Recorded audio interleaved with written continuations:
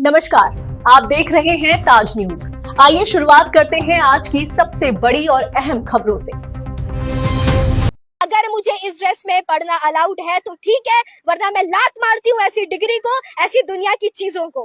पर्दा एक ऐसी चीज है जो हिंदू कल्चर में भी बहुत फॉलो किया जाता है। हमने हिस्ट्री पढ़ी है कि जब रानियां घर से बाहर निकलती थी तो उनको डोली में प्रॉपर लेकर के जाया जाता था। ये हमने हिस्ट्री में पढ़ा है। तो पर्दा ऐसा नहीं कि ये सिर्फ हमारे धर्म का फरीजा है। अगर हम इस पर अमल कर रहे हैं तो ये बिल्कुल ऐसा नहीं होना चाहिए कि बार बार हमारे हिजाबात पे सवाल उठे और हमसे ये कहा जाए कि तुम हिजाब उतारो तब तुम्हें क्लास करना अलाउड किया जाएगा या तब तुम्हें यूनिवर्सिटी में एडमिशन दी जाएगी। तो मैं ये कहना चाहती हूँ, मेरे सबसे आगे पहले मेरा इस्लाम आता है, उसके बाद मेरी पढ़ाई आती है। अगर मेरी पढ़ाई को ये समझ करके कहा जा रहा है कि अगर ऐसा होगा तो ये होगा, तो हरगिज नहीं। बस मुझे ये कहना है कि जो बार बार हमारे पर्दे पर सवाल किया जा रहा है उसे बंद करें, और ऐसा बंद करें कि मुसलमान कौम की औरतों को बाइज्जत पर्दे से हर जगह पढ़ने की इजाजत मिले, हर यूनिवर्सिटी हायर एजुकेशन में पढ़ने की इजाजत मिले।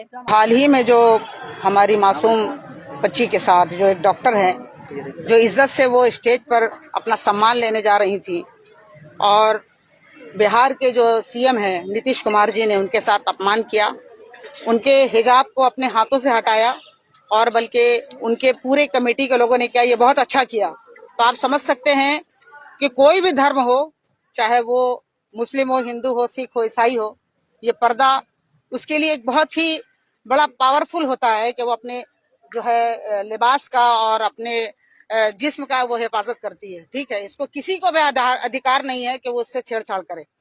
अगर इस तरह के अल्फाज हम लोग किसी के बारे में बोले तो आज हिंदुस्तान में आग लग सकती थी। मगर आज हम सिर्फ यही बताना चाहते हैं कि इस्लाम हमें ये सीख देता है कि हम किसी भी झगड़े लड़ाई से या खून खराबा से काम खराब नहीं करना चाहते, बल्कि इस्लाम हमें अमन का पैगाम देता है और हिंदुस्तान में रहकर हम एक बनकर रहना चाहते हैं। एक ताकत होनी चाहिए कि अगर किसी हिंदू के साथ भी गलत हो तो हम उसके लिए भी आवाज उठाएं, अगर किसी सिख के साथ भी गलत हो तो हम उसके लिए आवाज उठाएं, क्योंकि हम सब हिंदुस्तान में एक साथ मिलकर रहते हैं।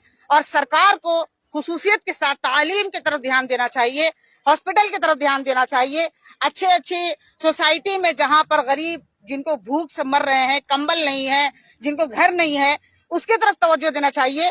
तो सरकार हमेशा हमें उलझाते रहती है, कभी तलाक के नाम पर, कभी पर्दे के नाम पर, कभी लिबास के नाम पर, ताकि हम उलझे रहें और वो अपने मनमानी करते रहे। तो ये कभी नहीं हो सकता।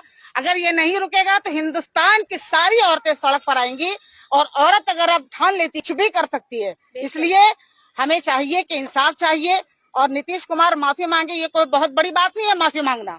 माफी मांगने से ही इंसान नहीं सुधर जाता है, वो अमल करके दिखाएं कि वो हमारा सपोर्ट करते। वो सीएम है, वो हम नहीं चाहते कि हम उनका अपमान करें, मगर वो हमारा अपमान करते रहते हैं।